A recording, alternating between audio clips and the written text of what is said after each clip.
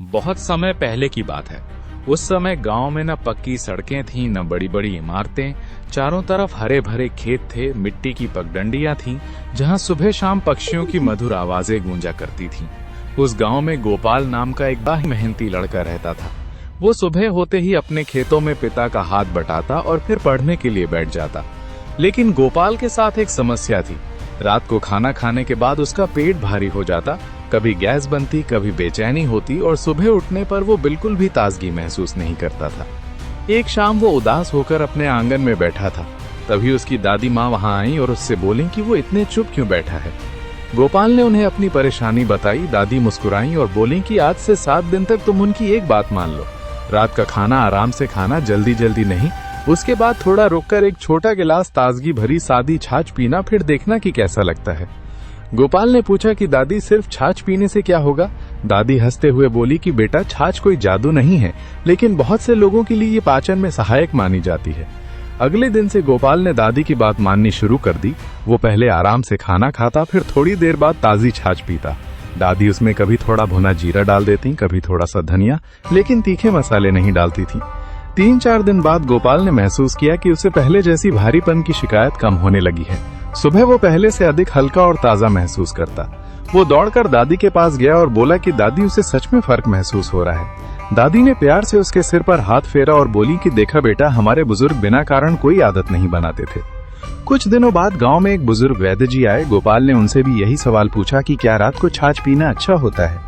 वैद्य जी मुस्कुराए और बोले कि यदि किसी व्यक्ति को दुग्ध पदार्थों से परेशानी नहीं है और वो संतुलित मात्रा में ताजी छाछ पीता है तो ये कई लोगों के लिए पाचन में मददगार हो सकती है, लेकिन बहुत ठंडी, बहुत ज्यादा या बासी छाछ पीना ठीक नहीं। दादी ने ये बात सुनकर कहा कि यही तो मैं हमेशा कहती हूँ, हर अच्छी चीज भी संतुलन में ही लाभ देती है। धीरे धीरे पूरे गाँव में ये बात फैल गई। एक दिन गाँव में एक व्यापारी आया। उसने कहा कि वो तो रोज महंगे हेल्थ ड्रिंक पीता है।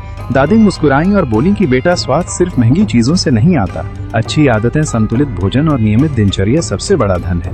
उस व्यापारी ने भी कुछ दिन गांव में रहकर सादा भोजन और संतुलित जीवन अपनाया। उसने महसूस किया कि अच्छी आदतों की कीमत किसी भी महंगी चीज से अधिक होती है।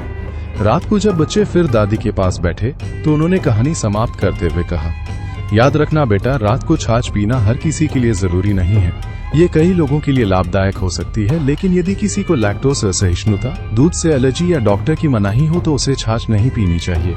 अपनी सेहत के अनुसार सही निर्णय लेना ही सबसे बड़ी समझदारी है।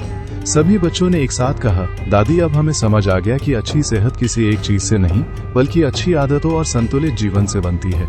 दादी माँ मुस्कुराईं, आसमान में चमकते चांद को देखा और बोली, हमारे बुजुर्गों की सबसे बड़ी सीख यही थी, सादा भोजन, सही समय, संतुलित मात्रा और स्वस्थ आदतें इंसान को लंबे समय तक स्वस्थ रख सकती हैं। छाछ में मुख्य रूप से विटामिन बी कॉम्प्लेक्स, खासकर राइबोफ्लेविन यानी विटामिन B2 और विटामिन B12 पाया जाता है।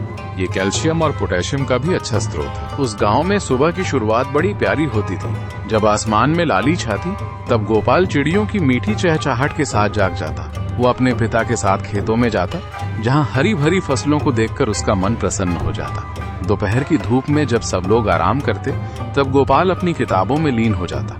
उसे पढ़ने का बड़ा शौक था और वो सोचता कि पढ़ लिख कर वो अपने गांव का नाम रोशन करेगा। शाम को जब ठंडी ठंडी हवा चलती, तब पूरा गांव एक बड़े बरगद के पेड़ के नीचे इकट्ठा होता। सब लोग एक दूसरे का हाल चाल पूछते, सुख दुख साझा करते। दादी माँ भी कभी कभी वहां आ जाती और बच्चों को कहानियां सुनाती। उनकी कहानियों में ज्ञान होता, जीवन की सीख होती, जो बच्चों के दिलो दिमाग में बस जाती। इस तरह उस छोटे से गांव में समय धीरे धीरे बीतता और सब लोग मिलजुल कर रहते और सेहत का पूरा ध्यान रखते। उस गांव में साल के बदलते मौसम के साथ खुशियां भी बदलती थी। जब बारिश का मौसम आता तो चारों ओर हरियाली छा जाती, खेतों में पानी भर जाता और मेबकों की टर्टर गूंजती। उस समय गांव के सभी लोग मिलकर धान की रुपाई करते। सबके चेहरे पर थकान जरूर होती, लेकिन काम करने का उत्साह भी कम नहीं होता। त्योहारों के दिनों में गांव में रौनक देखते ही बनती। दिवाली और होली जैसे त्योहारों पर सब लोग मिलकर पकवान बनाते, एक दूसरे को रंग लगाते और देर रात तक लोकगीत गाते।